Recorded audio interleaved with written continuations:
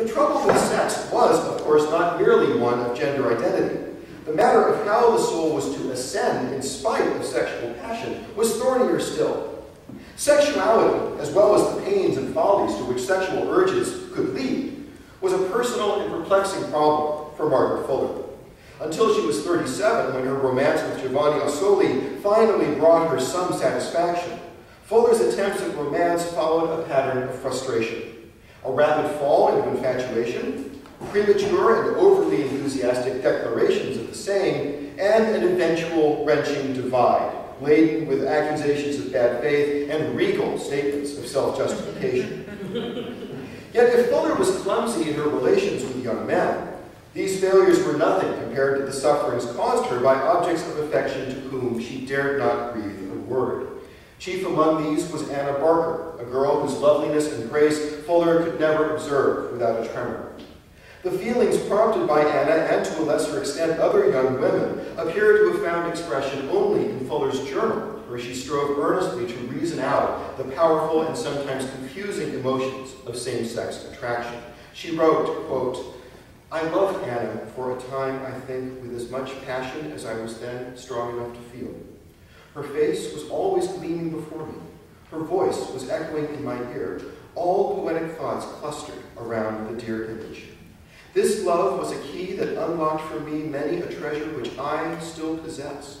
It was the carbuncle, emblematic gem, which cast light into many of the darkest caverns of human nature.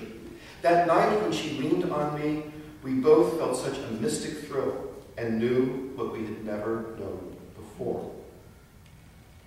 That Fuller's attraction to Anna was in large part erotic seems difficult to deny. And yet, when Fuller scrutinized her feelings, she tried to purge them of any association that she might have considered base or unworthy. I quote again.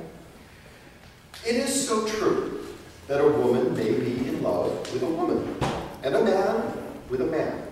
It is so pleasant to be sure of it, because undoubtedly it is the same love that we shall feel when we are angels, when we ascend to the only fit place for the mignons, where sie fragen nicht nach Mann und Weib. They don't ask if you're a man or a woman.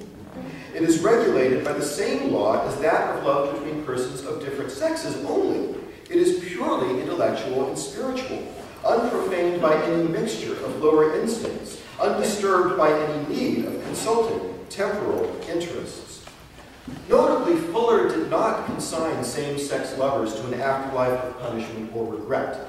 To the great contrary, she saw same-sex attraction as an exalted love, precisely the kind she expected to find in heaven.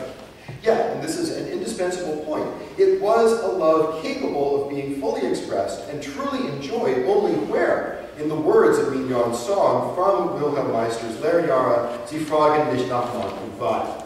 That is to say that, paradoxically, homosexual love, in Fuller's view, could freely exist only where the physical bodies that had inspired it no longer existed, and the outward signs of gender identity had been swept away by death and transfiguration.